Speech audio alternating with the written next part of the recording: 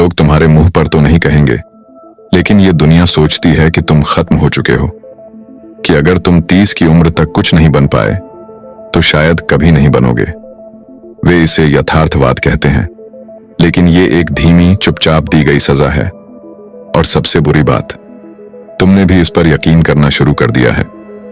तुम देखते हो कि तुमसे छोटे लोग आगे बढ़ रहे हैं, वायरल हो रहे हैं, अमीर बन रहे हैं, मशहूर हो रहे हैं, और तुम्हारे अंदर कहीं गहराई में एक सवाल गूंजता है, क्या मैंने अपना मौका पूरी तरह से गंवा दिया है?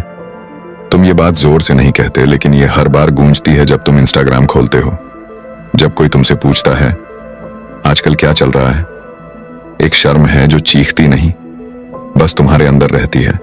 एक धीमी आवाज कहती है, मुझे अब तक सब कुछ समझ जाना चाहिए था। लेकिन क्या हो अगर मैं तुमसे कहूं कि तुम देर से नहीं हो, तुमसे बस झूठ बोला गया है? क्या हो अगर तुमने पिछले 10 साल नाकाम होने में नहीं बल्कि खुद को गढ़ने में बिताए हो? क्योंकि सच्चाई जो कोई तुम्हें नहीं बताता वो ये है, जो आग सबसे तेज जलती है उसे जलने में सबसे लंबा समय लगता है। जल्दी मिली हुई सफलता चमकीली लगती है, लेकिन अक्सर अंदर से खोखली होती है। तुम उस चीज को सीखने में व्यस्त थे जो कोई किताब नहीं सिखा सकती। सहनशीलता, गहराई, समझ। दुनिया युवाओं की पूजा करती है क्योंकि वे शोर मचाते हैं, लेकिन यह देर से खिलने वाले होते हैं जो चुपचाप, धीरे धीरे और स्थायी रूप से सब कुछ बदल देते हैं। तुम पीछे नहीं हो, तुम बन रहे हो, क्योंकि 40 के बाद तुम तारीफ का पीछा करना छोड़ देते हो और विरासत बनाना शुरू करते हो। और शायद, बस शायद, यह देरी तुम्हारे लिए एक सुरक्षा थी। तुम तब आगे बढ़ने के लिए नहीं थे जब तुम्हारा अहम अभी भी कमजोर था। तुम तब आगे बढ़ने के लिए थे जब तुम्हारी जड़ें गहरी हो चुकी थीं। दुनिया तुम्हें घड़ियों से मापती है, लेकिन घड़ियां जागरूकता को नहीं माप सकती। तो अगर तुमने कभी शीशे में देखा है और वो जलता हुआ सवाल महसूस किया है, ऐसा क्यों लगता है कि मेरे अंदर कुछ अभी भी इंतजार कर रहा है, तो यह वीडियो तुम्हारा जवाब है। क्योंकि अब समय है आगे बढ़ने का नहीं बल्कि पहुंचने का। एक झूठ इतना आम है, इतना चुपचाप फैलाया गया है कि ज्यादातर लोग कभी ध्यान ही नहीं देते कि उन्होंने इसे कब मान लिया। यह चीखता नहीं है, यह फुसफुसाता है, और ऐसा लगता है तुम्हें अब तक सब कुछ समझ जाना चाहिए था। तुम फिर से शुरू करने के लिए बहुत बूढ़े हो, वो मौका हाथ से निकल गया। तुम इसे परिवार के खाने पर सुनते हो, आम बातचीत में, जिस तरह कोई कहता है वो अभी भी उसी के पीछे पड़ा है, जैसे कि महत्वाकांक्षा की कोई समाप्ति तिथि हो। कोई इसे सीधे नहीं कहता, लेकिन यह हर जगह लिखा है। बॉलीवुड में, नौकरी के आवेदनों में, टेक इंडस्ट्री में, 20 साल के अरबपतियों के जुनून में। संदेश सरल है, अगर तुम 30 तक सफल नहीं हुए तो तुम पहले ही देर हो चुके हो। और अगर तुम 40 से ऊपर हो और अभी भी विकसित हो रहे हो, अभी भी सपने देख रहे हो, अभी भी कोशिश कर रहे हो, तो दुनिया इसे ताकत नहीं देखती, यह इसे भ्रम में छिपी विफलता देखती है। लेकिन चलो रुकते हैं। हमें किसने सिखाया कि जीवन अपने युवाओं में चरम पर होता है? किसने तय किया कि तुम्हारे सबसे अच्छे विचार, तुम्हारी सबसे गहरी अंतर्दृष्टि और तुम्हारे सबसे प्रभावशाली साल उस उम्र से पहले होने चाहिए जब तुम्हारा दिमाग पूरी तरह से परिपक्व भी नहीं होता? यह एक कल्पना है जो तथ्य के रूप में बेची गई, और हमने इसे खरीद लिया क्योंकि हम जवान थे। जब तुम जवान होते हो, तुम मानते हो कि गति ही सफलता है, तुम मानते हो कि शोर ही महानता है, तुम मानते हो कि शोहरत तेजी से मिलनी चाहिए या कभी नहीं मिलेगी। और इसीलिए हम दौड़े, कुछ असली बनाने के लिए नहीं, बल्कि दूसरों के समय के साथ पकड़ने के लिए। वह दौड़ सफलता नहीं थी, वह डर था, पीछे छूट जाने का डर, एकमात्र ऐसा व्यक्ति होने का डर जो अभी भी अनिश्चित है, अभी भी अनदेखा है, अभी भी कुछ बना रहा है। लेकिन यहां वह सच्चाई है जो इस झूठ को जलाकर राख कर देती है। तुम असफल नहीं हुए, तुम्हें गुमराह किया गया।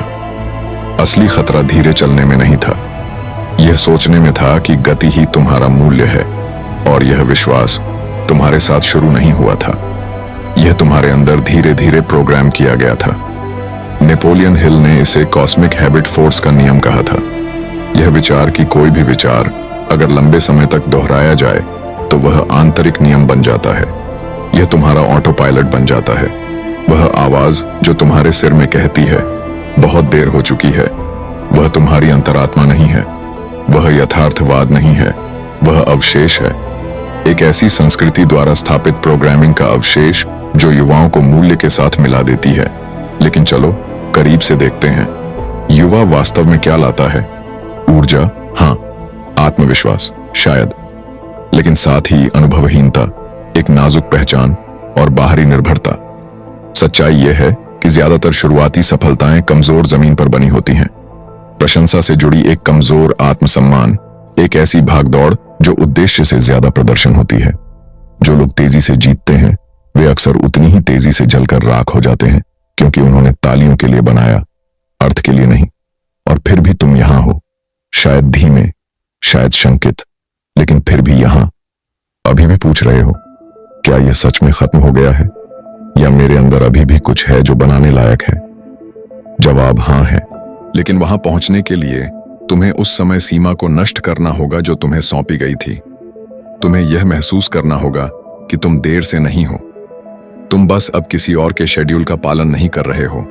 और यही स्वतंत्रता है, क्योंकि एक बार जब तुम झूठ को नकार देते हो तो तुम सच्चाई को फिर से पा लेते हो कि कुछ सबसे शक्तिशाली जीवन 20 साल की उम्र में शुरू नहीं होते, वे 47 या 58 या 63 की उम्र में शुरू होते हैं। छात्रावास के कमरे में नहीं, बल्कि एक शांत शाम में, जब तुम आखिरकार कहते हो, मैं अभी खत्म नहीं हुआ हूं, असल में मैं अभी शुरू हो रहा हूं। और उस पल से सब कुछ बदल जाता है। तो चलो इस झूठ को पूरी तरह से नष्ट कर देते हैं। अगर युवावस्था शिखर थी तो इतने सारे लोग शिखर पर पहुंचने के तुरंत बाद क्यों गिर जाते हैं? क्योंकि जब सफलता तुम्हारी पहचान से पहले आती है तो तुम एक ऐसा जीवन बना लेते हो जो वास्तव में तुम्हारा नहीं होता। तुम प्रदर्शन करते हो, तुम खुश करते हो, तुम तेज दौड़ते हो, लेकिन तुम्हें नहीं पता कि तुम कहां जा रहे हो। और जब तालियां बंद हो जाती हैं तो तुम भी, वह ताकत नहीं है, वह मंच पर प्रदर्शन की चिंता है। लेकिन देर से खिलने वाले, उन्होंने पहले ही खामोशी का स्वाद चखा है, वे पहले ही अन्न देखे रहकर बच चुके हैं। वे ध्यान के लिए नहीं बनाते, वे गहराई के लिए बनाते हैं। दुनिया देर से खिलने वालों को नहीं पहचानती क्योंकि उनकी ताकत शुरू में शांत होती है, लेकिन जब तुम करीब से देखते हो तो वे कुछ ऐसा रखते हैं जो दूसरों के पास नहीं होता। समझदारी। 40 के बाद तुम देखना शुरू कर देते हो कि क्या असली है। तुमने इतनी गलतियां की हैं कि तुम बिंदुओं को तेजी से जोड़ पाते हो। सहनशीलता। युवा टूट जाता है जब वह अस्वीकृत होता है। तुम पहले भी अस्वीकृत हो चुके हो और फिर भी वापस आए हो। यह कमजोरी नहीं है, यह साहस है। कम अहंकार, ज्यादा स्पष्टता। तुम्हें अब साबित करने की जरूरत नहीं है, तुम बस बनाना चाहते हो। तुम्हारी स्पष्टता महत्वाकांक्षा से नहीं आती, यह शोधन से आती है। कार्ल जंग ने इसे इंडिविजुएशन कहा था, अपने सच्चे स्व बनने की प्रक्रिया। और यहां वह हिस्सा है जो कोई नहीं बताता। इंडिविजुएशन शायद ही कभी तुम्हारे 20 के दशक में होता है, क्योंकि 20 के दशक में तुम अभी भी समाज द्वारा दिए गए मुखौटे पहने होते हो। यह जीवन के दूसरे भाग में ही होता है, जब मुखौटे टूटना शुरू होते हैं, तब तुम्हारा असली स्व उभरना शुरू होता है। जब युवावस्था की आग बुझ जाती है तो जागरूकता जल उठती है, और उस आग से कुछ भयानक और पवित्र पैदा होता है। प्रामाणिकता।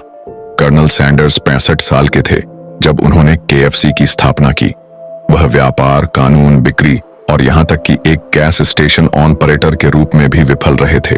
लेकिन जब ज्यादातर लोग हार मान लेते, उन्होंने फिर से शुरुआत की, ऊर्जा से नहीं बल्कि दृष्टि से। वेरा वांग ने 40 साल की उम्र तक अपनी पहली पोशाक डिजाइन नहीं की थी। वह एक स्केटर, एक पत्रकार, एक संपादक रही थीं। कई जीवन जीने के बाद ही उन्हें अपना असली जीवन मिला। आज वह एक वैश्विक आइकन है।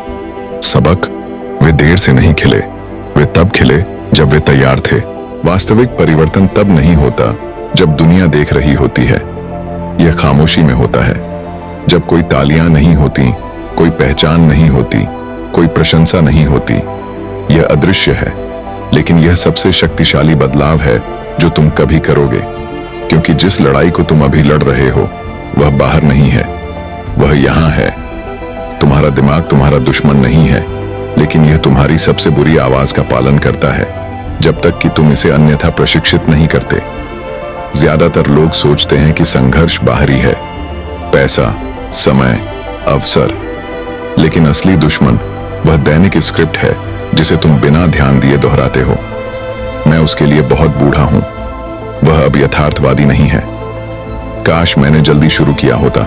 वे हानिरहित लगते हैं, वे परिपक्व लगते हैं, लेकिन वे हथियार हैं और वे तुम्हारी अपनी क्षमता पर निशाना साधते हैं।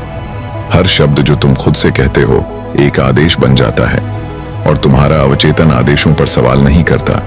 यह उम्र की परवाह नहीं करता, यह सच्चाई का मूल्यांकन नहीं करता, यह बस सुनता है और पालन करता है। यही कारण है कि इतने सारे लोग एक ही साल को 40 बार जीते हैं और इसे जीवन कहते हैं, क्योंकि प्रोग्रामिंग नहीं बदली है। नेपोलियन हिल ने अपनी किताब थिंक एंड ग्रो रिच में सबसे शक्तिशाली और गलत समझे गए विचारों में से एक ऑटो सजेशन को पेश किया। उन्होंने लिखा, कोई भी विचार, योजना या उद्देश्य विचार की पुनरावृत्ति के माध्यम से मन में रखा जा सकता है। अनुवाद, यदि तुम अपने दिमाग को एक ही संदेश पर्याप्त बार खिलाते हो तो वह इसे कानून के रूप में स्वीकार कर लेता है। ज्यादातर लोग अपने पूरे जीवन में ऑटो सजेशन का अभ्यास कर रहे हैं, लेकिन सकारात्मक शब्दों के साथ नहीं, बल्कि आत्मविनाश के साथ। उन्होंने अपनी सीमाओं का इतनी बार पूर्वाभ्यास किया है कि उन्होंने उन्हें एक व्यक्तित्व में बदल दिया है। मैं बस पैसों के मामले में अच्छा नहीं हूं, मैं हमेशा आत्मविश्वास के साथ संघर्ष करता रहा हूं, मैं जोखिम लेने वाला नहीं हूं। तो पहला कदम, अपने आप से नया बोलना शुरू करो। मैं देर से नहीं हूं, मैं ठीक समय पर हूं, मेरे घाव मेरे अनुभव हैं, मेरी देरी मेरी गहराई है, मैं पीछे नहीं हूं, मैं तैयार हूं।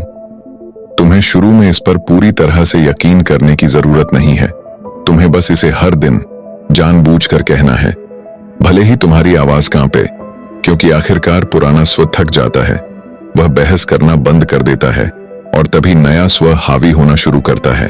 तुम विकास नहीं कर सकते जब तुम क्षय से घिरे हो। यह एक रूपक नहीं है, यह एक नियम है। तुम सभी किताबें पढ़ सकते हो, अपनी आत्म बातचीत को फिर से प्रोग्राम कर सकते हो, हर सुबह अपनी नई शुरुआत की कल्पना कर सकते हो, लेकिन अगर तुम उन आवाजों से भरे कमरे में वापस जाते हो जो सीमा, डर और हार के बारे में बात करती हैं, तो तुम डूब जाओगे। इसलिए नहीं कि तुम कमजोर हो, बल्कि इसलिए कि वातावरण हमेशा इच्छा शक्ति से जीतता है। जहरीले वातावरण शायद ही कभी जहरीले दिखते हैं, वे आराम जैसे दिखते हैं, पुराने दोस्तों की तरह, परिचित आदतों की तरह। तुम एक साथ हंसते हो, लेकिन ध्यान से सुनो कि क्या कहा जा रहा है। हमारी उम्र में तुम अब और इसकी उम्मीद नहीं कर सकते। अब कुछ नया शुरू करना बहुत जोखिम भरा है। यथार्थवादी बनो। ये राय नहीं है, ये वायरस हैं जो इतने धीरे धीरे बोले जाते हैं कि तुम्हें तब तक पता नहीं चलता जब तक वे तुम्हारी पहचान में जड़ नहीं जमा लेते। तुम रात भर में जहरीले नहीं बनते, तुम इसे एक शांत वाक्य में अवशोषित करते हो। अब स्पष्ट हो जाए, तुम्हें हर किसी को काट देना नहीं है, तुम्हें जंगल में जाकर रहना नहीं है, लेकिन तुम्हें अपने ऊर्जा का द्वारपाल बनना होगा, क्योंकि जिन वार्ताओं को तुम सहन करते हो वे वही कोड बन जाते हैं जिस पर तुम्हारा अवचेतन चलता है। तुम्हारी कहानी गुमनामी में खत्म नहीं होती, यह वहीं से शुरू होती है। यही वह रहस्य है जो वे तुम्हें नहीं बताते, लेकिन अब तुम जानते हो, और इसका मतलब है कि तुम्हारी वापसी पर ध्यान नहीं दिया जाएगा। यह अपरिहार्य होगी।